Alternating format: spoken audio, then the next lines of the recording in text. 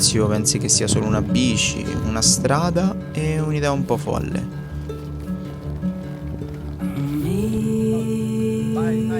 Poi, dopo i primi giorni, capisci che stai viaggiando molto più dentro di te che sulla mappa.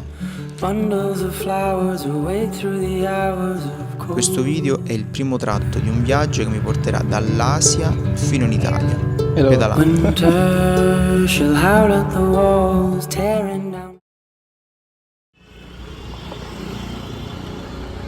Ho appena attraversato questa strada con questa bici. Ho proprio usato il trucco, sono passato da sopra. È stato molto faticoso da portarla su per queste scale, però si è fatto. Dopo un mese in Cina mi sono spostato da Hanoi e è da lì che è iniziato il vero viaggio. Il giorno della partenza non avevo paura, ero emozionato e non sapevo esattamente cosa mi aspettasse, ma avevo tanta voglia di scoprirlo. Oggi si esce definitivamente da Hanoi, in teoria, speriamo. Bene, ora siamo in una strada decisamente molto meno trafficata.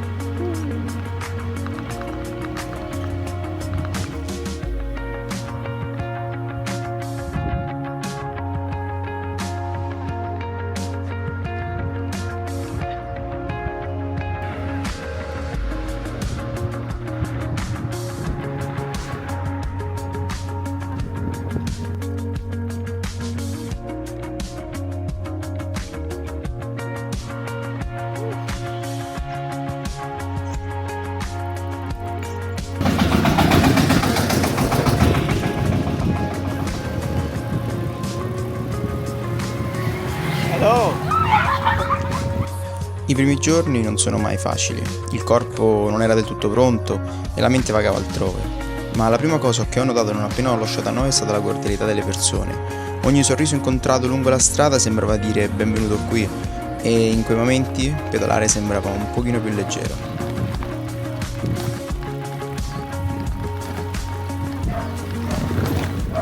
Un altro giorno, bici carica e andiamo a fare i chilometri giornalieri. Let's go.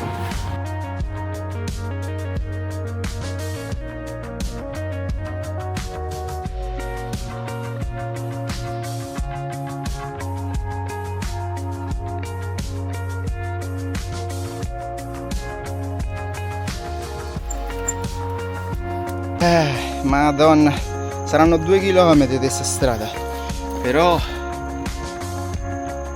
tosti, Gesù.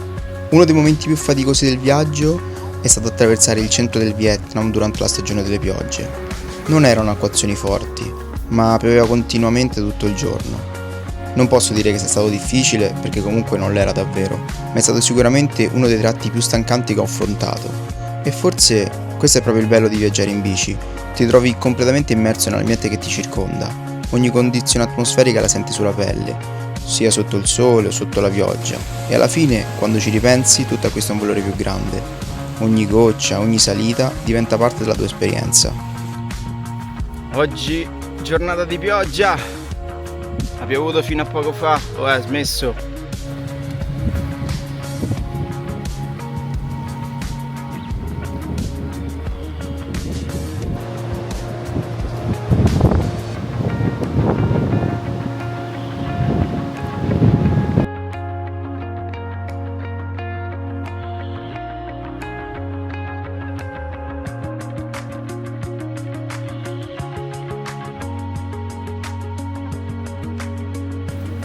Giornata di pioggia oggi, mette pioggia fino a venerdì prossimo, oggi è giovedì, quindi tutta una settimana di pioggia, almeno in queste zone.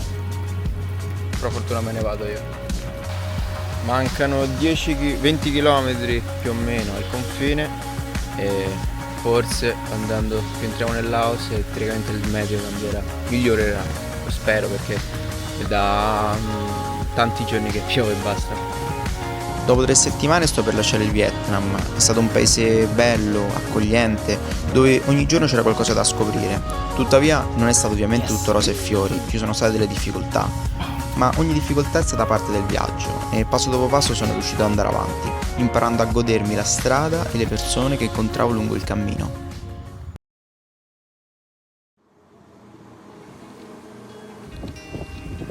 entrati in Laos, diciamo il controllo lì al confine è stato molto veloce, però da entrambi i lati hanno chiesto una piccola mancetta.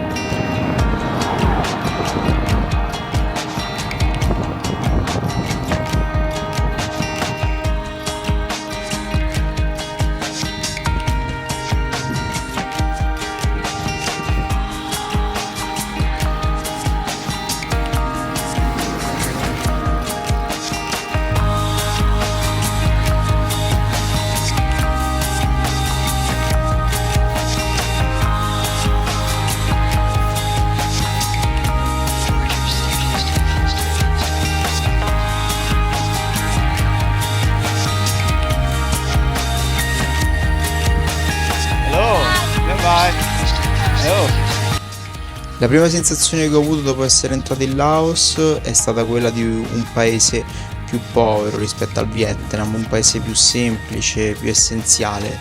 Eppure, nonostante questo, fin dai primi chilometri ho incontrato persone sorridenti, accoglienti, sempre pronte a salutarti, e è stato veramente impossibile non sentirmi subito il benvenuto.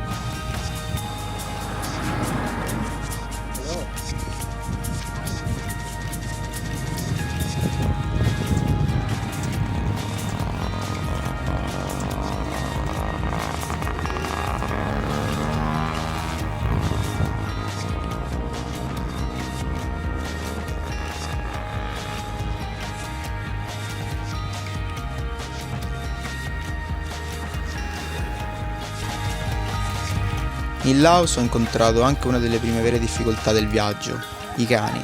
In molti villaggi ce ne sono tanti, liberi, e spesso quando passi in bici iniziano a inseguirti. Non è sempre qualcosa di pericoloso, ma è stressante, soprattutto dopo tante ore di pedalata. Col tempo sto imparando a conviverci, a rallentare e a restare calmo. Questo problema dei cani è un problema che mi sta accompagnando anche adesso qui in Thailandia. Oggi sono andato veramente vicino che un cane mi mordesse e niente, adesso almeno quest'ultima ora è stato uno di quei momenti del ma chi me l'ha fatto fare. Però sono consapevole che questi momenti ci saranno, l'importante è prendere consapevolezza che sono solo momenti. Terzo giorno in Laos e si parte anche oggi con i soliti chilometri giornalieri.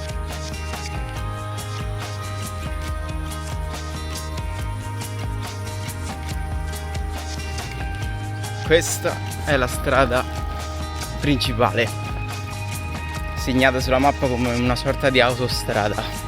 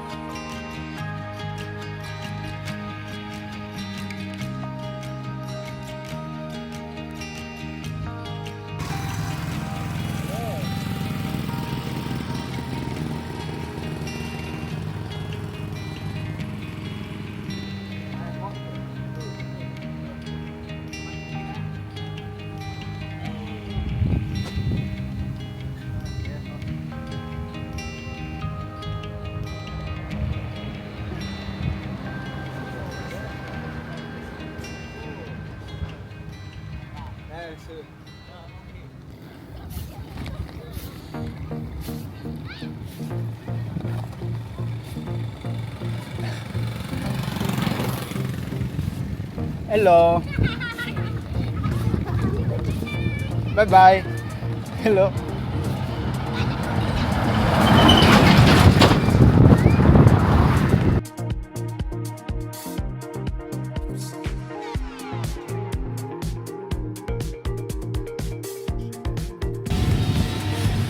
«20 chilometri al confine con la Thailandia, oggi si entra in Thailandia».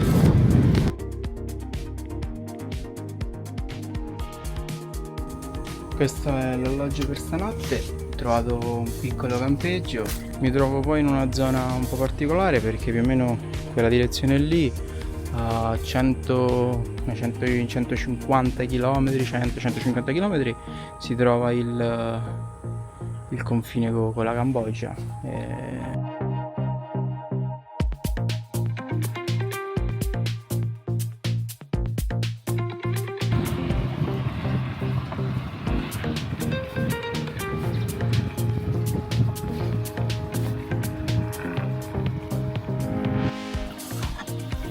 Si riparte e oggi si prende il treno per Ayutthaya, vicino Bangkok, a un centinaio di chilometri da Bangkok.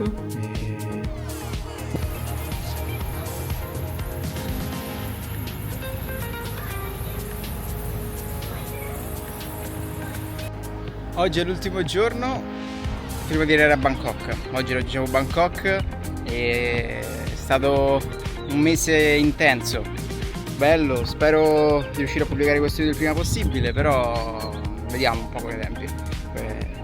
Oggi arrivo a Bangkok e finalmente dopo un mese si chiude una piccola parte del viaggio. Ovviamente il viaggio è ancora lungo, però già un pezzo è stato fatto. Diciamo che il traffico di Hanoi era molto migliore. Adesso devo attraversare tutta sta strada, ad arrivare di là e userò quel sovrapassaggio per forza.